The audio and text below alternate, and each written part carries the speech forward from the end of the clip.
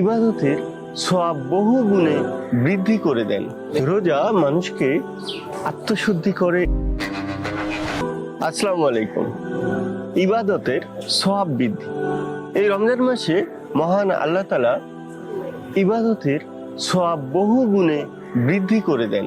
এই মাসে নফল ইবাদতের সওয়াব ফরজ ইবাদতের সমান করে দেয়া হয় এবং ফরজ যে ইবাদত রয়েছে এই ফরজ ইবাদতের সওয়াব প্রায় 70 গুণ বা তারও বেশি বৃদ্ধি করে দেয়া হয়।